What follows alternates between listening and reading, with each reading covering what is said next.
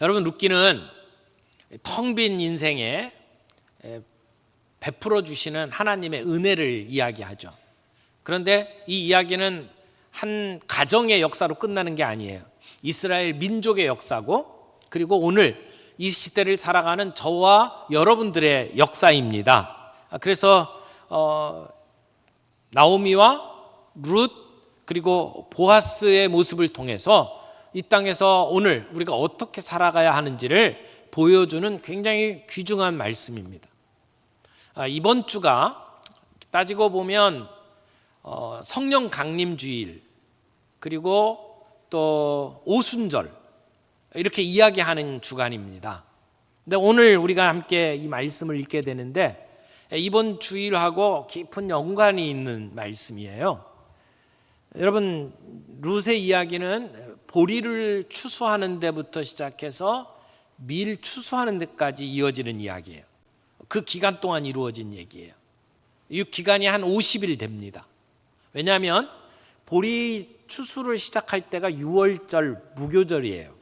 그때부터 추수를 시작해서 보리 추수를 다 끝내고 그 다음에 바로 밀 추수로 이어집니다. 근데 그 밀 추수하는 때까지가 한 50일 걸려요. 그런데 6월절이 지난 다음에 50일 되는 때가 오순절이죠. 오는 5이란 말이고 수는 열이란 말이에요. 그러니까 5, 열 곱하면 50이죠. 근데 이 시대를 다른 말로 77절이라고도 합니다. 77, 일주일이 7일이고 그 주간이 7번이에요. 그래서 77이 49, 그 다음날 50일이 되는 때가 오순절이란 말이에요. 근데 이 기간에 지금 이루어진 이야기를 담고 있습니다. 처음에는 아무것도 없는 텅 빈 인생을 가지고 베들레헴에 돌아오죠. 그런데 보리 추수에 참여하고 밀 추수에 참여하면서 그들의 인생이 달라졌습니다. 완전히 달라졌습니다. 이삭을 줍던 삶에서 이제 보아스의 아내가 되는 모습으로 바뀌어가는 이 과정을 보여주는 것이 룻기의 이야기입니다. 그래서 보아스를 통해서 룻을 구원해내는 이야기, 그 이야기는 어떻게 보면 오순절 성령님을 우리에게 보내주셔서 교회가 시작이 되고 우리가 구원받는 이야기를 상징적으로 보여주는 이야기라고 말할 수가 있습니다. 그래서 룻의 삶이 완전히 달라지잖아요. 이방 여인의 삶에서, 아무것도 없는 가난한 여인의 삶에서, 그래서 보리를 줍던 삶에서 이제는 적극적으로 보아스에게 청혼을 하게 되고, 그리고 그 청혼을 받아들여서 보아스를 통해서 놀라운 정말 우리가 상상하지 못했던 이야기가 전개되는 그러한 스토리, 이야기가 룻기의 이야기입니다.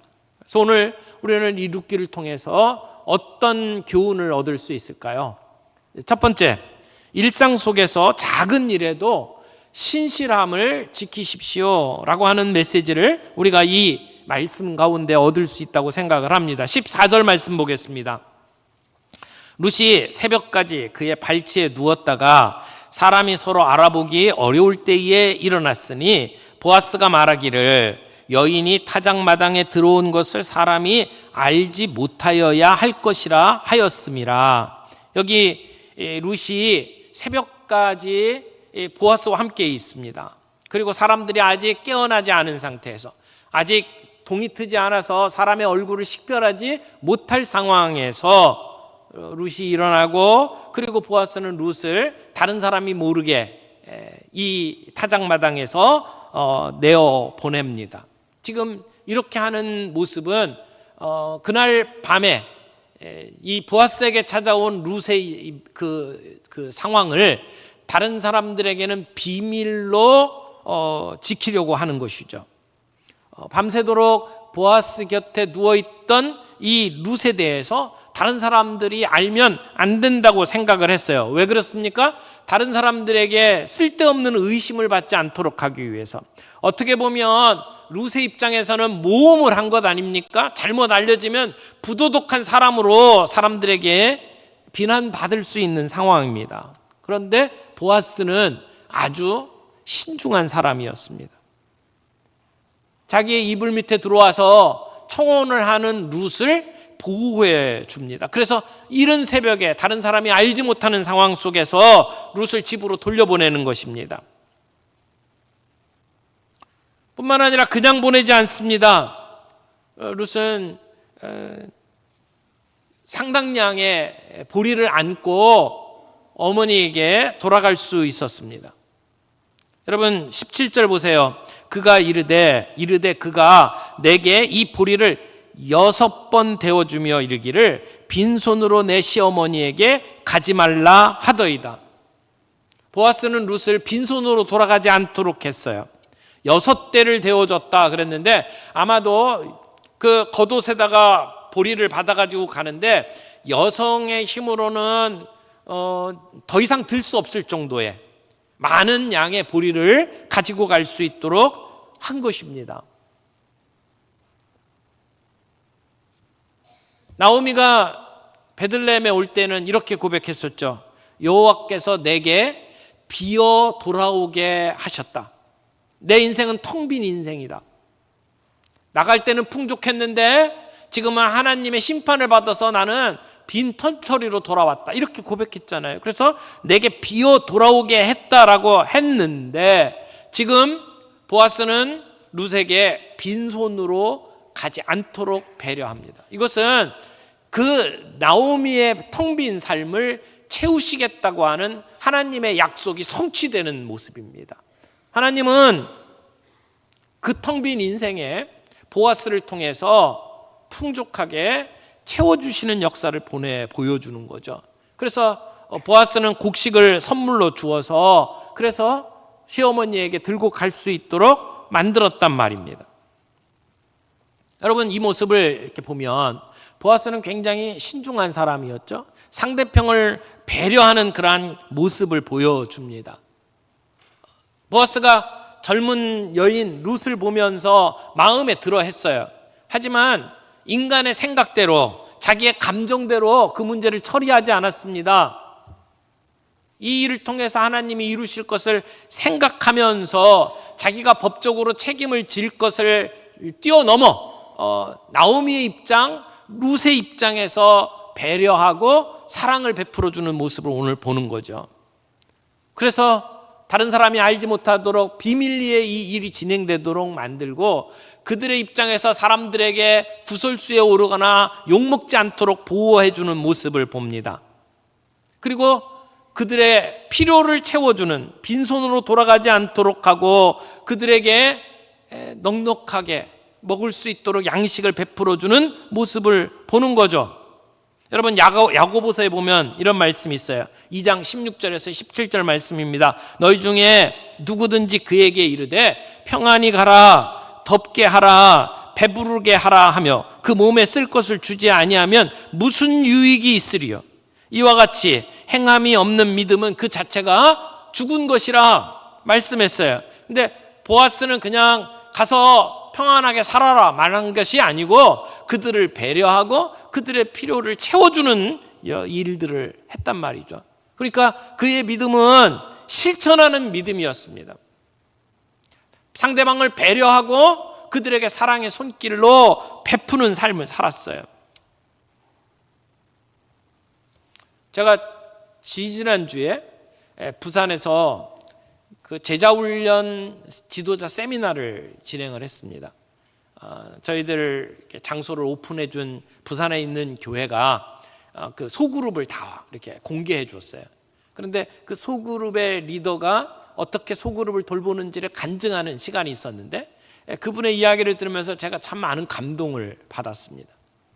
작은 소그룹 안에서 어떤 순원은 경제적으로 문제가 생겨가지고 정말 이렇게 쫄딱 굶을 만한 그러한 상황이 되었을 때에 순장님이 순원들 다른 분들하고 같이 그분을 위해서 기도하고 그러면서 십시일반 헌금을 모으고 상당히 많은 액수를 가지고 그 순원을 돕는 이야기를 들었습니다.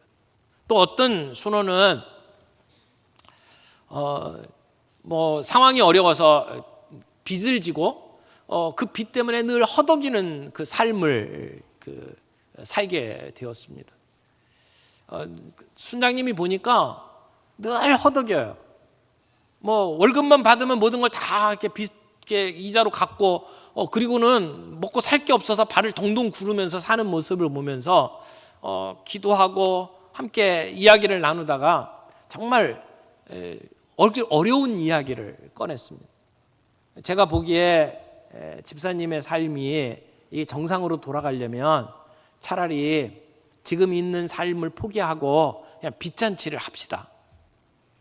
파산하고 다른 사람들에게 피해 끼치는 것보다 그 빚 갚고 그리고 좀 어렵더라도 다시 시작합시다. 여러분, 그런 조언을 듣는 게 쉬운 게 아니잖아요. 순원이 그 얘기를 듣고 막 화를 내더래요. 그런데 시간이 지나면서 그 순장님이 기도하면서 자기들을 사랑하는 마음으로 조언한 걸 느낀 거예요. 그래서 빚잔치를 했대요. 정말 어려운 삶에 이렇게 내려간 거죠. 그러면서 빚 때문에 쪼들리는 삶이 아니라 벌어서 그래서 평안하게 좀 더 이렇게 나아지는 그러한 삶으로 살아가는 모습들을 볼 수 있었다고, 그러면서 그 순장에 했던 그 이야기들을 이렇게 간증을 하는데, 제가 그 모습을 보면서 그냥 성경 공부하고 끝나는 게 아니라 한 사람 한 사람을 붙잡고 그들을 배려하고 그들의 입장에서 생각해보고, 그리고 말로만 하는 그러한 믿음이 아니라 정말 행함이 있는 믿음으로 살아가니까 그들의 삶에 놀라운 변화가 일어나고, 그리고 그 순이 아주 단단하게 세워지고, 그러면서 하나님께 영광을 돌리는 모습을 볼 수 있게 되는구나. 굉장히 많은 도전이 되었습니다. 여러분, 보아스의 삶은 우리의 삶 속에 그냥 단순히 잘 됐으면 좋겠다라고 기원하는 것으로 끝나는 것이 아니라 그의 믿음을 행동으로 옮기는 삶이었어요. 상대방의 입장을 생각하고 배려하는 모습, 그리고 그 믿음을 행동으로 실천하는 모습을 보지 않습니까? 오늘 우리의 삶 속에서도 우리가 작은 일에, 하나님께서 우리에게 맡겨주신 일에 신실하게 감당할 때, 그때 하나님께서 놀라운 역사를 일으키시는 것을 보게 될 줄로 믿습니다. 보아스의 신실하심을 따라 정말 그가 작은 일에 그렇게 배려하며 신실하게 살아간 것처럼 우리의 삶 속에서도 다른 사람을 배려하는 삶, 그들을 위해서 행동을 할 수 있는 그러한 삶이 저희 모두에게 있기를 바랍니다. 두 번째로 생각할 것은 하나님의 때를 믿고 기다리십시오 라고 하는 말씀입니다. 하나님의 섭리를 신뢰하십시오. 여러분, 16절에 보면 룻이 시어머니에게 갑니다. 그랬더니 시어머니가 물어보죠. 내 딸아, 어떻게 되었느냐라고 하니까 룻이 그 사람 보아스가 자기에게 행한 것을 다 말합니다. 여러분, 얼마나 가슴을 조이면서 기다렸겠어요. 시어머니가 룻에게 행할 일을 다 가르쳐 줬어요. 그래서 그 한 대로 가서 보아스에게 찾아가서 청혼을 했잖아요. 어떻게 보면 모험입니다.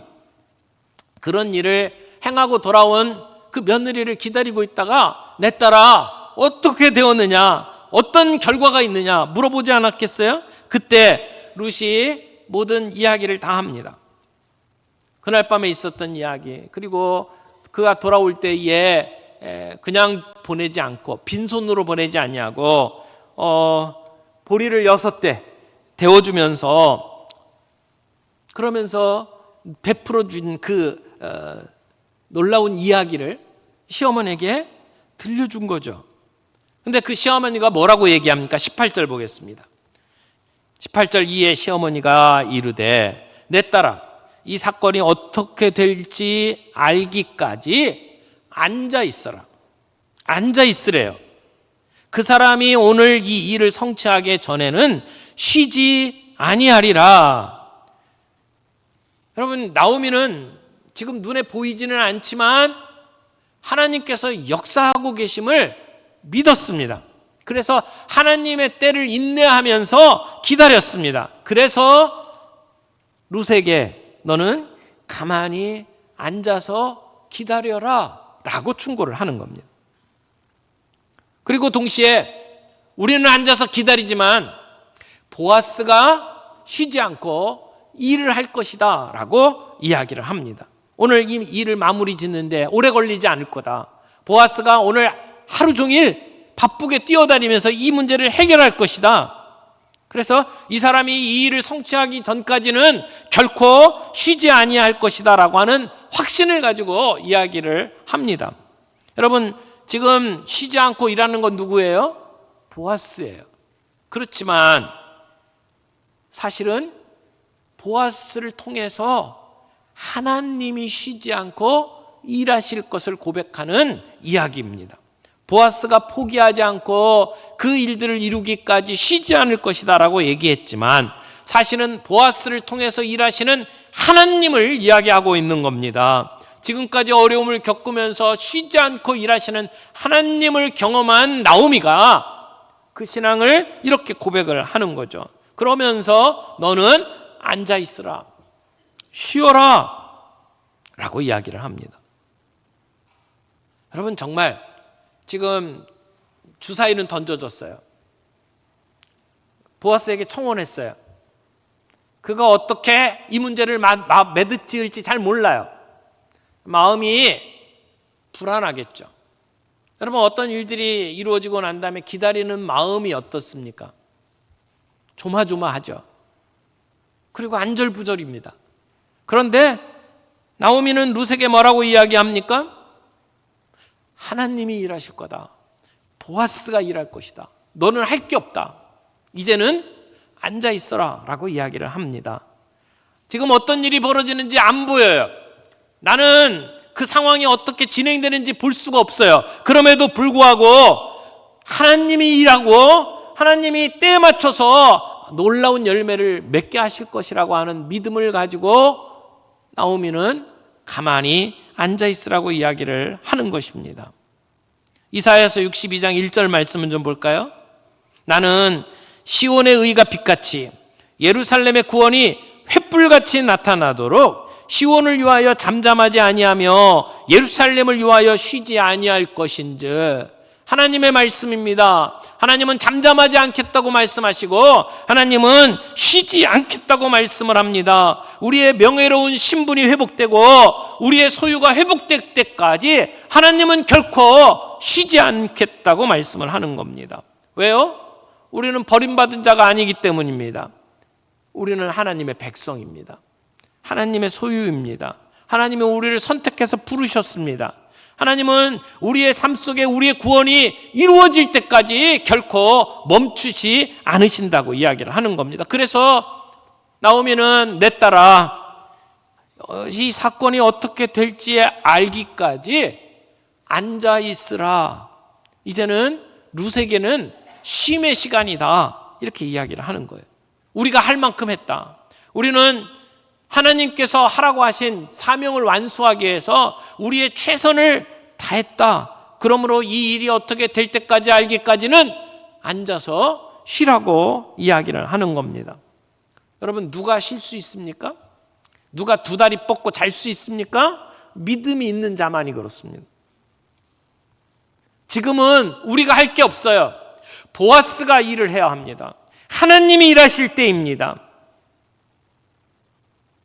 홍해 앞에 선 이스라엘 백성들에게 하나님은 가만히 있으라고 말씀하시고 하나님은 그 바닥 가운데 길을 내셨어요.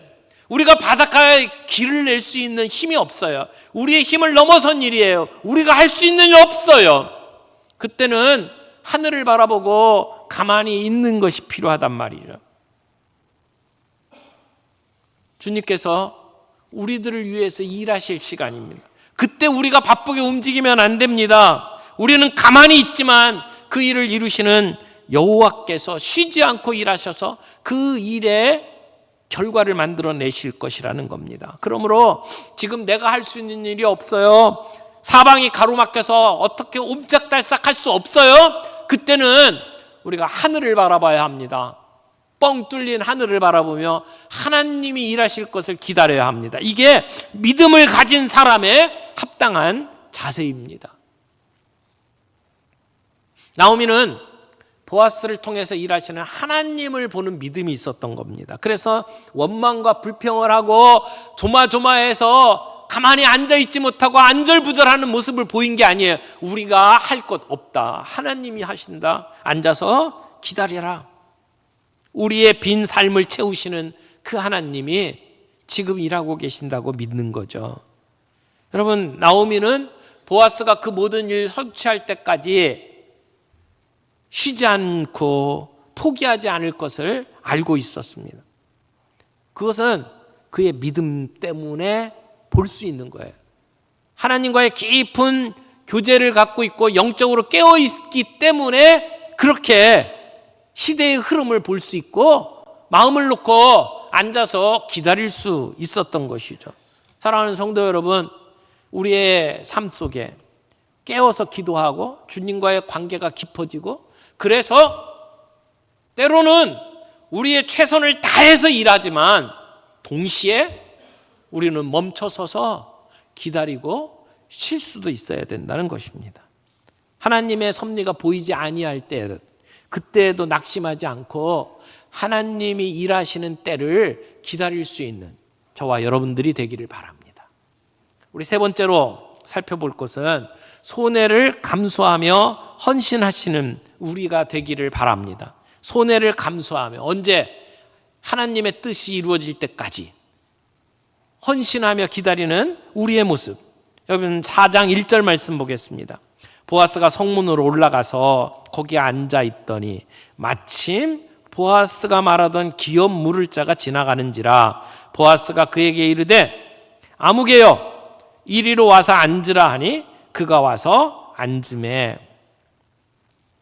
여러분, 보아스가 기업을 물으기 위해서 행동에 옮깁니다. 어디로 갑니까? 성문으로 갑니다. 고대 이스라엘 백성들에게 성문은 함께 모여서 의논하고 재판하는 자리였어요. 그러니까 요즘 말로 이야기하면 재판정이 될 수도 있고, 의회, 구의회, 이런 자리가 될 수도 있을 거예요. 지금 보아스가 가서 성문에 앉았습니다. 그것을 보면 보아스는 그 성 안에서 유력한 사람이구나 라고 하는 것을 알 수 있겠죠. 그런데 마침 지나가는 사람, 그 사람이 기업 물을 자예요. 지금 보아스보다 더 가까운 친척, 그가 지나갑니다. 그래서 부릅니다. 아무개야, 이렇게 부릅니다. 그리고 그 사람하고 1대1로 이야기하는 것이 아니라 증인으로 장로들을 10명을 청합니다. 그래서 지금 나누는 이야기가 법적인 효력이 있도록 만드는 겁니다. 공적인 행위로 사심없이 이 문제를 처리하기를 원하는 보아스의 모습을 우리가 보는 겁니다. 근데 여기 보니까 마침이라고 하는 얘기가 나오죠. 이전에도 그런 표현이 있었잖아요. 룻이 이삭을 죽기 위해서 갔는데 우연히 보아스의 밭이에요. 그리고 때마침 그 땅의 주인인 보아스가 그 밭에 왔어요. 인간 보기에는 우연이에요. 때마침이에요. 여기도 마찬가지예요. 때마침 기업 물을 자가 지나가다가 보아스와 만나죠. 이것은 인간의 눈으로 표현한 것이지만 사실은 하나님의 섭리입니다. 하나님께서 그들을 만나게 하신 거죠. 그런데 그 사람의 이름을 성경이 기록하지 않습니다. 오늘 그 사람의 이름을 뭐라고 이야기합니까? 얘기를 안 해요. 아무개요 라고 이야기합니다. 아무개요. 근데 의도적으로 그 사람의 이름을 밝히지 않은 것 같아요. 왜냐하면 그만큼 중요한 사람이 아니니까. 그 이름을 기록해서 우리가 알 필요가 없는 사람이니까. 그에게는 정말 의미 있는 헌신할 수 있는 기회가 있었지만 그는 자기의 이익을 위해서 포기해버렸어요. 그래서 아무개가 돼버렸어요. 지극히 평범한 사람의 모습입니다. 일을 결정할 때 내게 이익이 있느냐 손해가 되느냐만 가지고 판단한 사람. 처음에 이 보아스가 이 상황을 이야기하면서 그에게 기회를 주죠. 자, 3절 보겠습니다. 보아스가 그 기업 물을 자에게 이르되 모압 지방에서 돌아온 나오미가 우리 형제 엘리멜렉의 소유지를 팔려 함으로. 그런데 이 3절 말씀은 우리가 해석에 조금 어려움이 있습니다. 왜냐하면 소유지를 팔려 한다라고 본문에 기록되어 있기 때문에 그래요. 근데 원래 기업을 물으려면 성경에 나와 있는 기업 물으는 이야기는 땅을 팔았을 때에 되사는 걸 얘기해요. 그래서 지금 나오미가 땅을 팔려고 하냐 아니면 이미 팔았냐라고 하는 걸 정리를 해야 되는데, 이 성경에 나오는 이 팔려함으로라고 하는 이 단어는 사실은 두 가지로 해석이 가능한 단어예요. 뭐냐면 그 시제를 볼 때에 이미 팔았다라고 해석이 될 수도 있고, 팔려고 한다, 곧 다가온 임박한 행위를 표현하는 말로도 사용이 될 수도 있어요. 그래서 둘로 해석이 가능한데, 근데 우리 지금 읽고 있는 성경은 팔려고 하는 것처럼 번역을 해놨어요. 근데 그렇게 되면 문제가 생겨요. 팔려고 하면 이제 땅값을 받아서 돈이 생기잖아요. 그러면 먹고 살 수 있는 길들이 열리잖아요. 근데 지금 이 나오미의 삶은 그런 상황이 아니에요. 몇 가지 이유가 있어요. 첫 번째는 기업 무르는 것은 이미 판 것을 되사오는 것이기 때문에 이 본문 말씀을 팔려고 한다라고 하는 것으로 해석하기보다는 팔았기 때문에 소유지를 팔았으므로 라고 번역을 하는 것이 더 맞다고 생각을 합니다. 또 하나, 나오미가 자기의 처지를 이야기할 때에 내가 모압에 갈 때는 풍족했는데 돌아올 때는 빈손으로 왔다, 이렇게 소개를 하잖아요. 그러면 모압을 떠날 때는 풍족했다고요? 왜 떠났는데요? 먹고 살 수가 없어서 떠난 거잖아요. 그런데 그 땅을 떠나서 언제 돌아올지 모르는 상황인데 자기가 갖고 있던 소유지를 어떻게 했을까요? 그때 이미 판 거예요. 그래서 갖고 갈 때는 어느 정도 풍족하게 고향을 떠났어요. 그런데 지금은 빈털터리가 되었다라고 보는 것이 마땅하다는 거죠. 그래서 풍족할 때 풍족하게 나갔는데 여호와께서 나에게 비어 돌아오게 만들었다라고 하는 이야기를 가지고 설명을 하면, 그때 풍족한 것은 땅을 팔았기 때문에 풍족했다고 말할 수 있다는 것이죠. 그런 면에 있어서 오늘 본문은 우리가 읽을 때에 땅을 팔았으므로 라고 읽는 것이 마땅하다는 거예요. 근데 그것을, 팔았던 땅을 이제 나오미가 돌아왔잖아요. 그러니까 친족인 내가, 가까운 친족인 내가 팔아라, 그걸 물러라. 그러니까 땅값을 주고 그것을 도로 받아서 나오미에게 줘라 라고 이야기를 하는 거예요. 근데 이 사람이 그 이야기를 들었을 때 첫 번째 반응은 뭐예요? 내가 책임지겠다, 내가 그렇게 하겠다라고 대답을 합니다. 그런데 5절 말씀을 보세요. 그렇게 하겠다고 하는 그 아무개에게 보아스가 이렇게 이야기합니다. 보아스가 이르되 내가 나오미의 손에서 그 밭을 사는 날에 곧 죽은 자의 아내 모압 여인 루세게에서 사서 그 죽은 자의 기업을 그의 이름으로 세워야 할지니라. 그러니까 보아스가 밭을 무르는 일들을 하면서 그것만 하면 안 되고, 그 죽은 아들의 아내, 그 룻을 아내로 삼고 그 사이에서 자식이 생기면 그 재산을 그에게도 물려줘야 된다 라고 하는 이야기를 하는 거예요. 그냥 단순히 밭을 사는 것이 끝난 게 아니고 거기에 끼어서 룻과 결혼을 해야 된다라고 이야기를 하는 것이죠. 그러니까 보아스는 어떻게 보면 지금 그냥 단순히 밭만 산다고 문제가 해결되는 게 아니고 거기에 룻까지 끼어가지고 끼어 팔기를 하는 거예요. 그러니까 이 사람이 계산을 다시 하는 겁니다. 아마 첫 번째 그 밭을 무르는 것만을 따지면 자기에게 이익이라고 생각했을 거예요. 왜냐하면 나오미에게 그 밭을 돌려주잖아요. 근데 나오미에게 자식이 없죠. 그리고 자식의 그 아내인 룻에게도 지금 아무런 자녀가 없어요. 그러니까 자녀가 없는 그 집안에 모두가 죽게 되면 그 기업은 누구에게 돌아가요? 기업 물은 자의 소유로 돌아가게 되죠. 그러니까 그것이 결과적으로는 자기에게 유익이라고 생각을 했단 말이에요. 그런데 지금 보아스가 제기하는 게 뭐예요?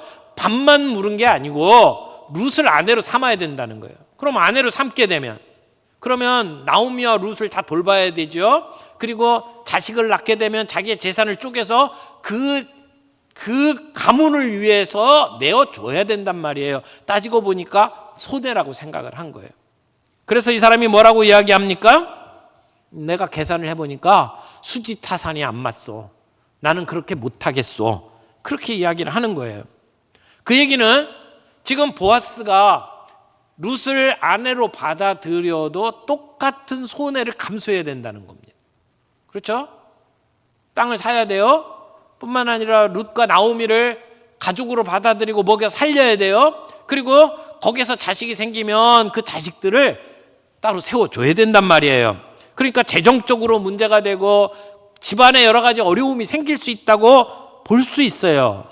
그래서 아무개는 그 책임을 포기하고 아무개로 남았고, 보아스는 그걸 기꺼이 끌어안고 희생하겠다고 결심하고 보아스의 이름이 성경에 남게 된 거죠. 여러분, 오늘 우리가 그리스도인으로 살아가면서 우리가 세상 속에 영향력이 없고 능력이 없이 살아가는 이유가 뭘까요? 아무개로 살아가기 때문이 아닐까요? 그저 수지타산 생각하고 이게 손해인지 이게 내게 유익인지를 생각하면서 결정하며 살아가기 때문에 우리는 아무개로 살아가지 않습니까? 그러나 주님이 주신 사명을 가지고 비록 이것이 나에게 손해라 할지라도, 내가 희생한다 할지라도 내가 이 일을 감당하겠습니다라고 헌신하며 나아갈 때 우리는 하나님의 역사를 볼 수 있게 된다는 거예요. 하나님께서 그 어두운 사사시대, 영적으로 무너진 시대에 빛을 보여주시고 그들을 살려내시는, 그래서 다윗 왕을 이 땅에 보내주시는 놀라운 역사를 보게 된 것이란 말입니다. 여러분, 지금 보아스가 그렇게 헌신하고 자기를 희생하는 모습은 사실은 예수님을 보여주는 거예요. 고엘, 기업을 무르는 자로서 보아스는 희생하고 헌신했습니다. 근데 진정한 우리의 고엘이 누굽니까? 우리의 기업을 물으시는 분이 누굽니까?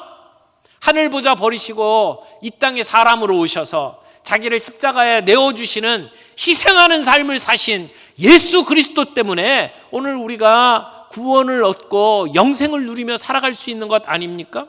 그리고 우리는 그 기업 무르는 고엘의 제자로서 살아갑니다. 우리도 이 땅에서 또 다른 고엘로 살아가는 겁니다.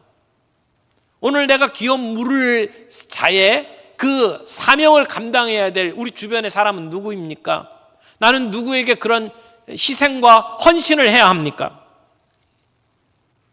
우리의 욕심 때문에 이익과 손해를 따져가면서 결정하는 것이 아니라, 이 일이 정말 필요한 일이고 이 일이 하나님의 일이라면 비록 피곤하고 손해를 본다 할지라도 내가 헌신하겠습니다, 그렇게 주님 앞에 내 자신을 드릴 때에 그때 하나님의 역사는 우리 앞에서 펼쳐지며 하나님의 놀라운 은혜가 우리의 삶 속에 나타날 줄로 믿습니다.